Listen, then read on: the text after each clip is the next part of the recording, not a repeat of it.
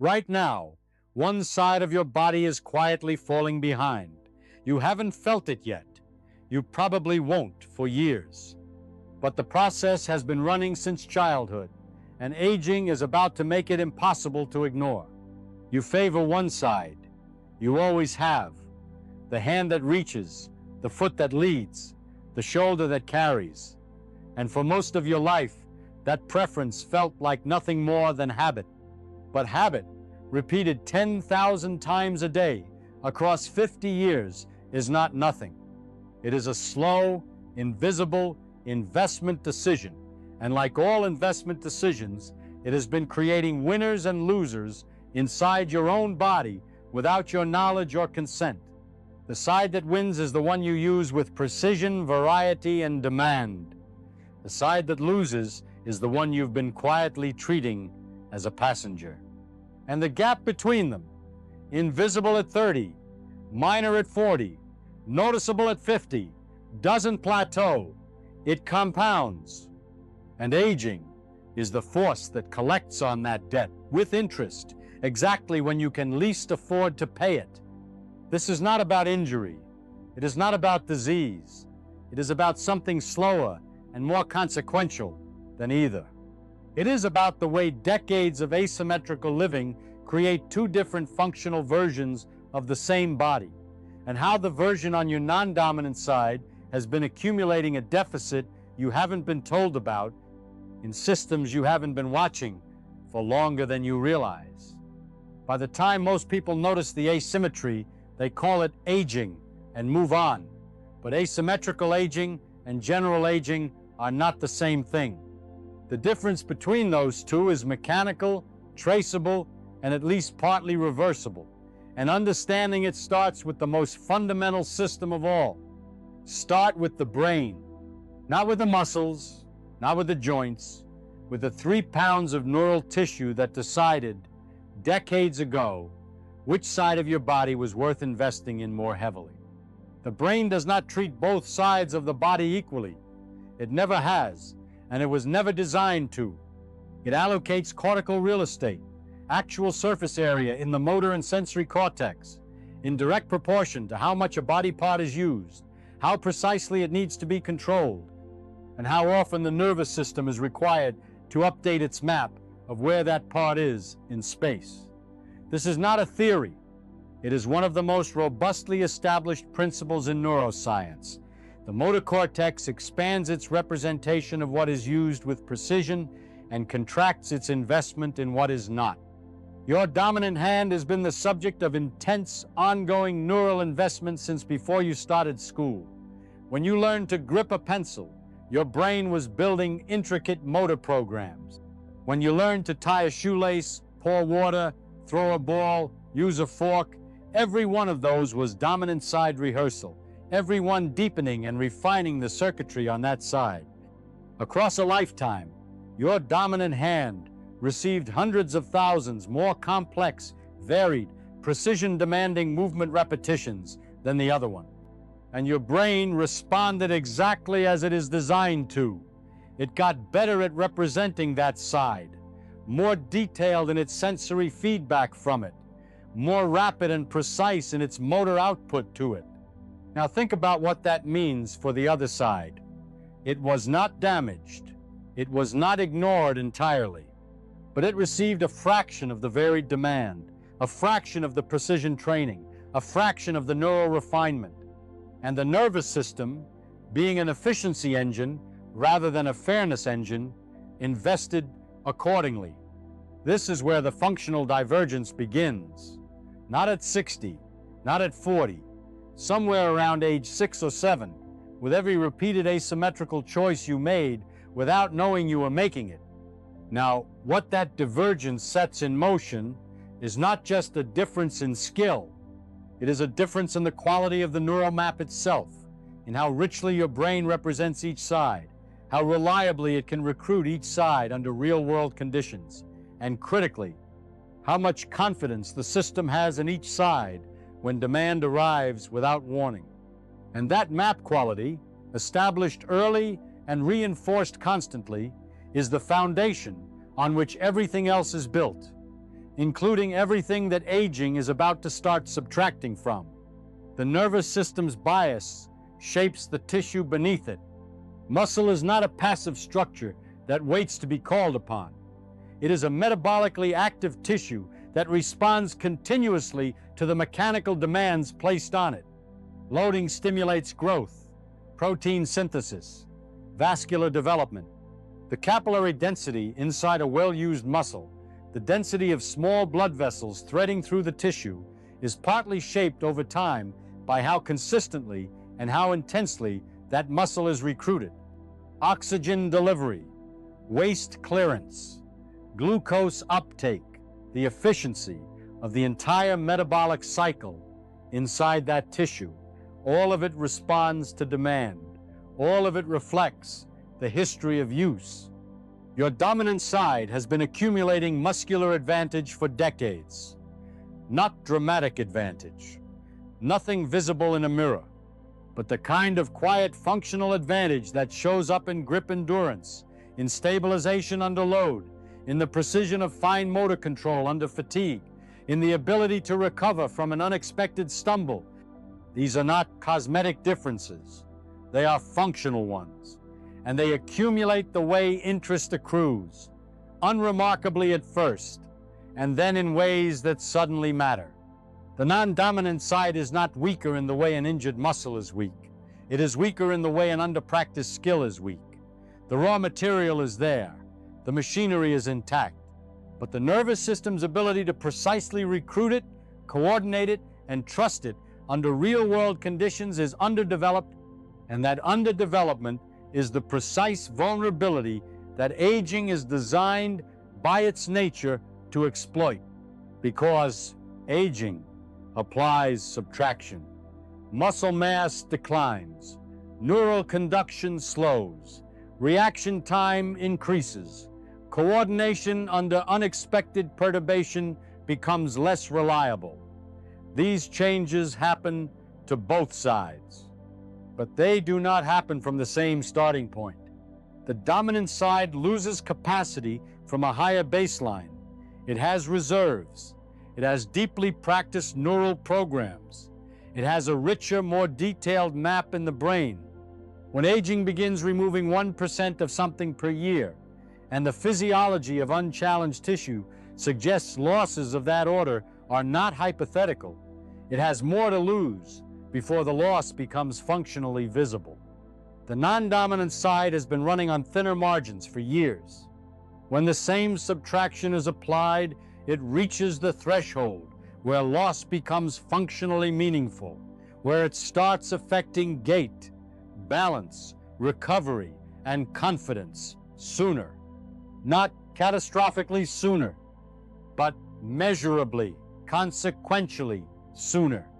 That is what asymmetrical aging means in mechanistic terms.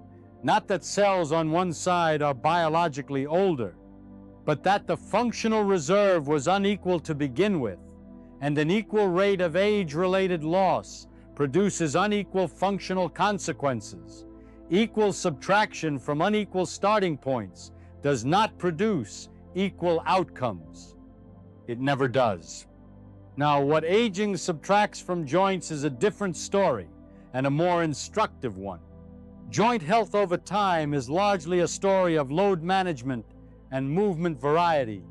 Cartilage, which has no direct blood supply through most of its depth, receives its nutrition through the pumping action of compression and release through movement. Ligaments maintain their tensile properties through use.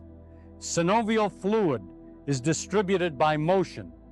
The proprioceptors embedded in capsule and ligament, the mechanoreceptors that tell your brain where the joint is in space without you looking, maintain their sensitivity through regular, varied mechanical input. When a joint is used consistently, across varied directions, through meaningful ranges of motion, under real-world demand, its entire maintenance system runs at full capacity. When a joint is used less, or used only in a narrow range, only in the directions that your dominant side leads and your non-dominant side passively follows, that system runs at reduced capacity, not broken, not diseased, just chronically underserviced. Consider rotation, because rotation is one of the earliest and most revealing places where asymmetry announces itself. Most people, if asked to rotate their trunk to the right and then to the left, find one direction more open than the other. They typically assume this is structural, something about their skeleton, some old injury. But for the majority of people, without a specific injury history, the restriction in one rotational direction is substantially a product of accumulated movement bias. You rotate more often and more fully in the direction your dominant side initiates. The shoulder, thoracic spine, and hip on the non-dominant side become the following passive components of that rotation rather than its drivers. Over decades, the tissues on the restricted side adapt, and in connective tissue, adaptation to non-use is not neutral. Fascia thickens and loses its gliding capacity in the directions it is not regularly moved through. Capsular tissue around the joint shortens, and the nervous system, which is fundamentally conservative about unfamiliar joint positions, begins to treat the restricted range as a potential threat and actively limits access to it through protective muscle guarding, even when there is nothing structurally wrong. Think about what that means in practice. Every time you need to rotate in that restricted direction, backing out of a parking space, looking behind you before crossing a street, reaching for something on the non-dominant side, you are operating at the edge of your available range. You are not rotating through comfortable, well-practiced space. You are pushing against a boundary. And the nervous system's response to operating near range of motion boundaries is to increase guarding, reduce precision, and accelerate fatigue. In your 50s, that is an inconvenience. In your 70s, it is a meaningful risk factor for falls, compensation injuries, and the gradual narrowing of the movements a person is willing to attempt. Not because the joint is diseased, because decades of asymmetrical use left one side less capable of meeting unexpected demand, and unexpected demand is precisely what life presents at exactly the wrong moment. Here is where the story gets more subtle, and in some ways, it gets more important. Proprioception is one of the least discussed and most consequential sensory systems in the aging body. It is your body's internal positioning system, the continuous stream of information flowing from mechanoreceptors in your muscles, tendons, joint capsules, and skin to your brain and spinal cord, giving you moment-to-moment awareness of where your limbs are in space without looking at them. It is the reason you can walk in the dark without falling, the reason your hand finds the glass without your eyes tracking it the entire way, the reason your body catches itself in a stumble before your conscious mind even registers that the stumble is happening. Proprioception degrades with age. This is well established. The mechanoreceptors become less sensitive. Sensory nerve conduction slows slightly. The brain's integration of proprioceptive, vestibular, and visual signals becomes less rapid and less precise. The result is a body that is progressively less certain of its own position in space, and therefore progressively less capable of responding quickly and accurately when the surface shifts or the footing fails. But here is the part that almost nobody explains. Proprioceptive acuity is also shaped by movement history. The mechanoreceptors in your muscles and joints are trained by the variety, frequency, and precision of the inputs they receive over time. A joint moved through varied ranges under varying loads and conditions develops richer, more precise proprioceptive signaling than a joint moved through the same narrow repertoire of habitual motions repeatedly for decades. Your dominant side has been receiving a continuous proprioceptive education across your entire adult life. Every stumble caught on the dominant leg, every load stabilized on the dominant shoulder, every precise task performed by the dominant hand. Each of those events was simultaneously motor training and sensory training, refining the internal map, maintaining mechanoreceptor sensitivity, keeping the neural pathways between limb and brain fast, detailed, and well-trafficked. Your non-dominant side did less of this, in less variety, with less precision. Its proprioceptive map is thinner. Its mechanoreceptors are less challenged.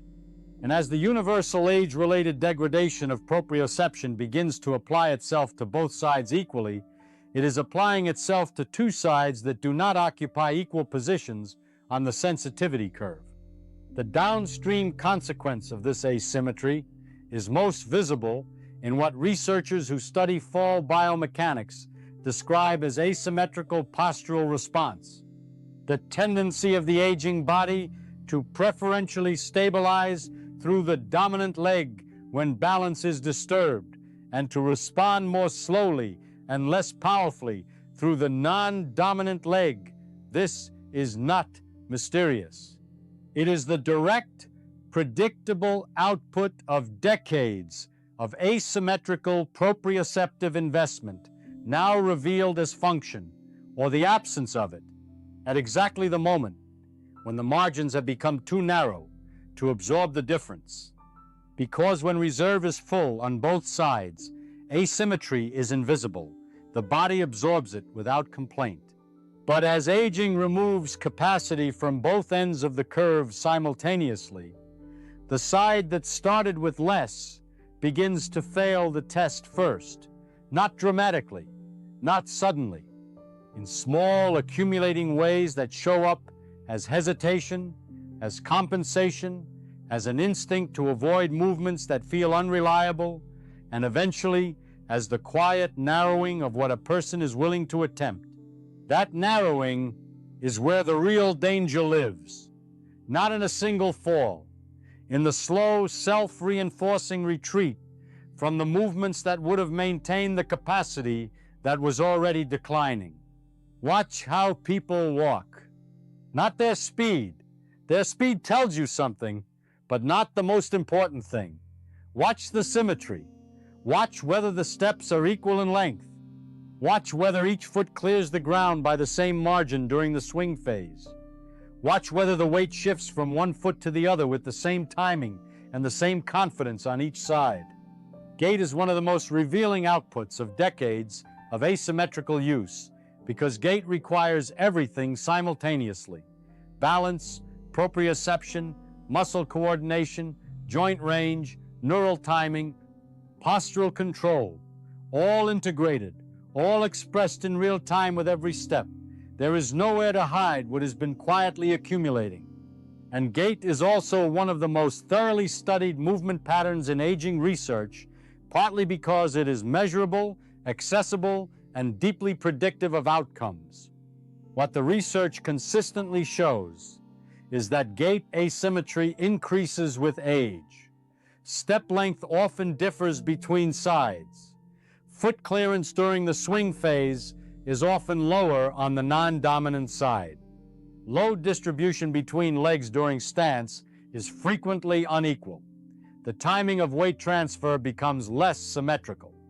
And these gait asymmetries are associated with increased fall risk, reduced walking economy, greater energy expenditure per step, and accelerated wear on the joints that must overload to compensate for what the other side is no longer contributing fully.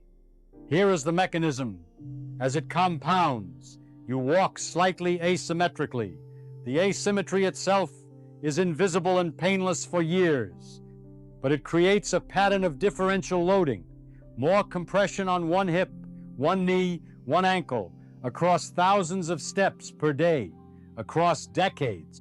The muscles that stabilize the less used side receive less repeated recruitment. The nervous system reduces its investment in precise motor programs for that side. The proprioceptive map thins. The confidence in that side under unexpected conditions decreases, which means the asymmetry in the next step is slightly larger than it was in the last one.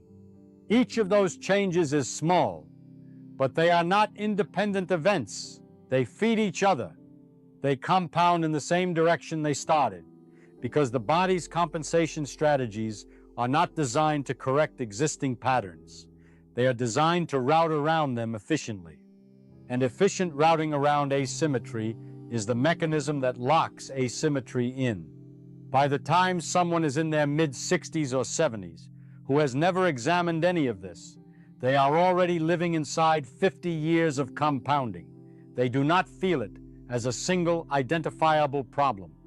They feel it as a general vagueness, a stiffness on one side that isn't quite the same as the other, a hesitation when stepping off a curb with a particular leg, a tendency to catch themselves more reliably on one foot, an instinct to avoid movements that require trusting the side they have quietly, unconsciously stopped trusting. Most people call that aging, and they are not entirely wrong, but they are describing the output while missing the input. And the input, unlike the output, is something that can still be addressed. There is one more mechanism that deserves its own space because it connects everything above and reveals where decades of asymmetry do their most consequential structural work. The thoracic spine, the 12 vertebrae of the mid-back, is the rotational hub of the human body. It is the structural bridge between the pelvis and the shoulder girdle. It is the platform on which the rib cage sits, which means it directly influences breathing mechanics. And it is exquisitely sensitive to the accumulated effects of asymmetrical movement over time in a way that almost no other structure is. When you rotate in daily life, reaching, driving, looking behind you, swinging your arm in a walk, the thoracic spine is supposed to contribute a substantial portion of that rotation distributed smoothly across multiple segments. In a thoracic spine that has been moved through full, varied, symmetrical ranges of motion, this distribution works as designed. No single segment is overstressed. The movement is fluid, the load is shared, and the shoulder blade and rib cage move as integrated parts of a coordinated whole. But in a thoracic spine that has been rotating asymmetrically for decades, more fully in one direction than the other, with the dominant side consistently leading and the non-dominant side passively following, a different architecture develops. Segmental stiffness accumulates on the restricted side.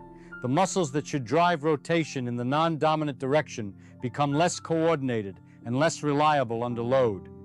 And the nervous system, following its efficiency logic, learns to route around the stiff segments by over-demanding the regions above and below, typically the lumbar spine and the lower cervical spine.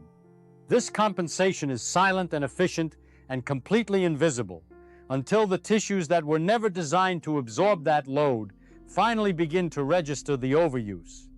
And when they do, the pain appears not at the source, not at the thoracic restriction, not on the non-dominant side that stopped contributing, but at the compensating structure, the lower back, the neck, the shoulder that has been working harder for years to rotate through space that the thoracic spine should have been providing.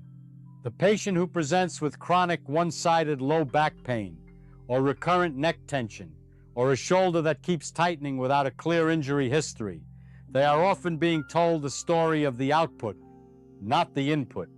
The input is a thoracic rotation asymmetry that has been silently redistributing mechanical load onto structures that were not built to carry it across years or decades until something finally gives out under the accumulated stress.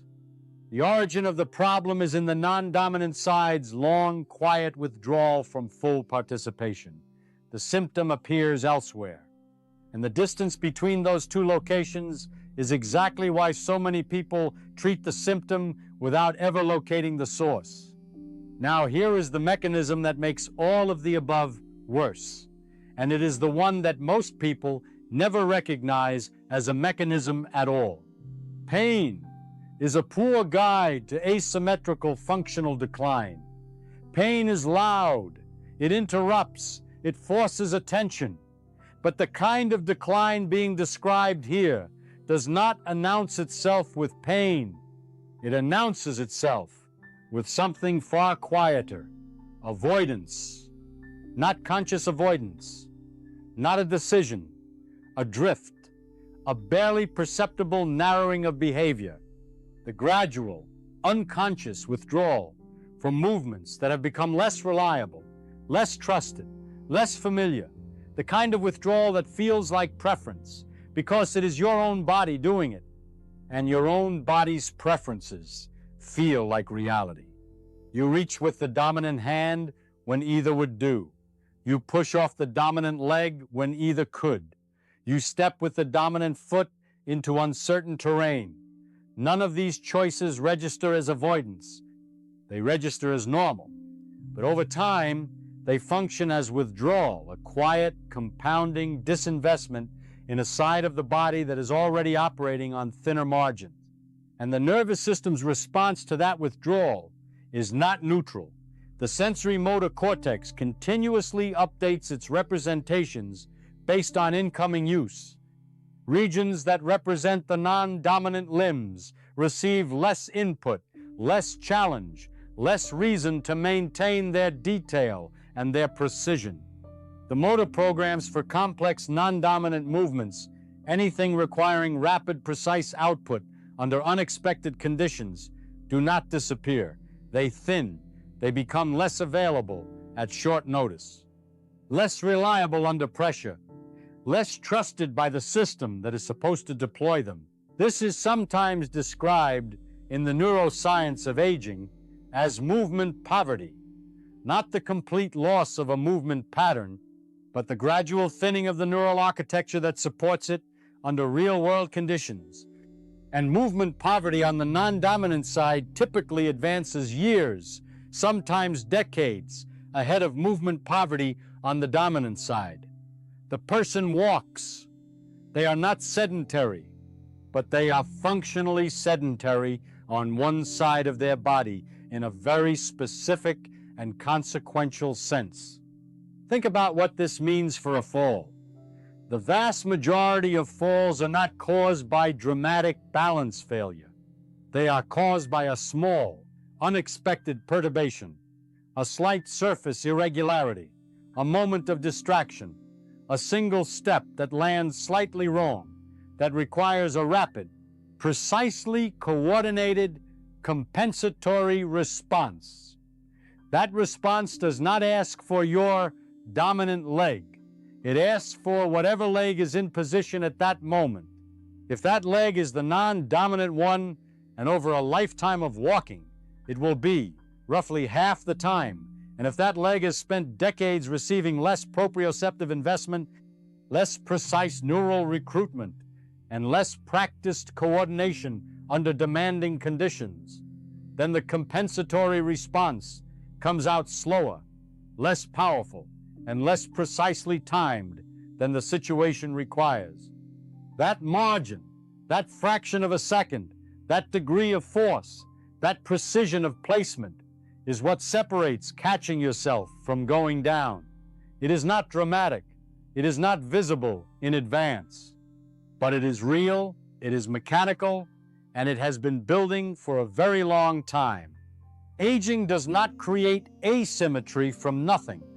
It reveals the asymmetry that was already there, and then it amplifies it. This distinction matters more than it might seem, because it changes the relationship between the choices you make in midlife and the body you inhabit in later life. The common model of aging treats decline as something that arrives from outside, a biological inevitability that overtakes the body around a certain decade, more or less, regardless of what preceded it. But the physiological picture of asymmetrical decline is more honest than that. The decline was not arriving from outside. It was building from inside, from decades of unequal demand, unequal neural investment, and unequal functional development on each side of the same body. Consider two people, same age, same baseline health, same general activity level. The only meaningful difference between them is that one has, throughout their adult life, occasionally made real demands on their non-dominant side, loading it, rotating through it, balancing on it, reaching with it, asking it to stabilize, under conditions that required precision, not systematically, not athletically, just enough to keep the neural maps updated, the proprioceptive signaling calibrated, and the tissues practiced in their full functional range. The other person relied on the dominant side in every situation where either side could have been used. A completely ordinary life, a completely common pattern. In their 40s, these two people are functionally indistinguishable. The gap between them is subclinical, invisible to testing, unfelt by either. In their 60s, the gap is opening. The first person handles unexpected perturbation slightly more reliably, rotates through full range slightly more easily in both directions, loads both legs with slightly more equal confidence. Their gait is a little more symmetric. Their compensatory responses are a little more bilateral. In their 70s, that gap has real-world consequences.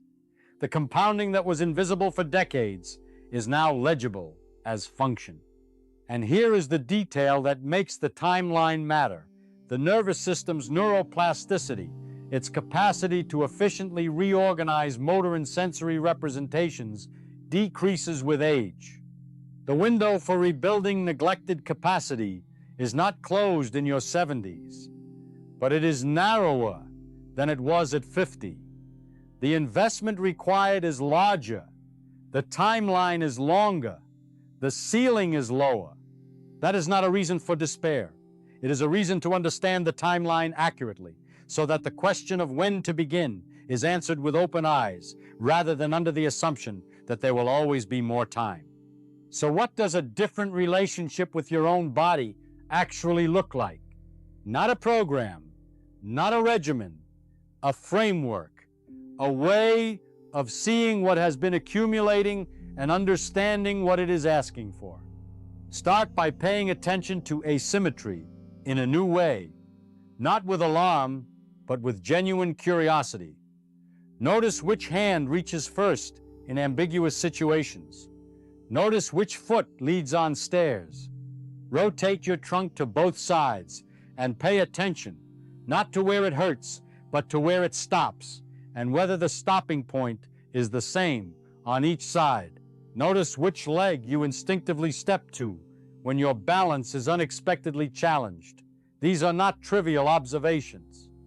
They are a readout of decades of investment decisions you made without knowing you were making them, and they tell you exactly where the functional debt is currently sitting in your body. The second thing to understand is that the non-dominant side is not inherently weaker. It is under-practiced. It is the less rehearsed side, the side that received less varied demand, less precision training, less neural attention across your lifetime. And the nervous system's response to that kind of long-term underuse is not permanent structural loss. It is underutilized neuroplasticity, capacity that is still there, still accessible, still capable of genuine refinement, but requiring deliberate and progressive demand to bring it forward. The system can be asked again. It responds, not overnight, not dramatically, but measurably and meaningfully if the demand is real and sustained. What that looks like practically is not complicated. It means choosing the non-dominant side in moments where the choice is genuinely open, loading the non-dominant leg in ways that require actual balance, rotating in the restricted direction slowly and regularly at the edge of comfortable range, not forcing, not avoiding, but exploring the boundary with intention, bringing the non-dominant hand into tasks that habitually default to the dominant side, not to replace the dominant side, but to interrupt the withdrawal and begin rebuilding the neural investment that the withdrawal has been quietly eroding. It means, most fundamentally, rebuilding trust in the side of your body that you have been unconsciously, incrementally retreating from, because the nervous system does not distinguish cleanly between "I cannot do this" and "I have not been asked to do this reliably and recently." Both produce the same output: hesitation, guarding, reduced precision under pressure. And the difference between those two states is the difference between a structural ceiling and a functional one. Structural ceilings are fixed. Functional ceilings are not. You have been living inside a long, slow physiological experiment. It began the moment you showed a consistent preference for one hand, one foot, one side, and the results have been accumulating ever since in the neural maps of your cortex, in the proprioceptive precision of your joints, in the functional reserve of your muscles, in the rotational freedom of your thoracic spine, in the symmetry or quiet asymmetry of every step you take. The non-dominant side was never the weaker side in any fundamental sense.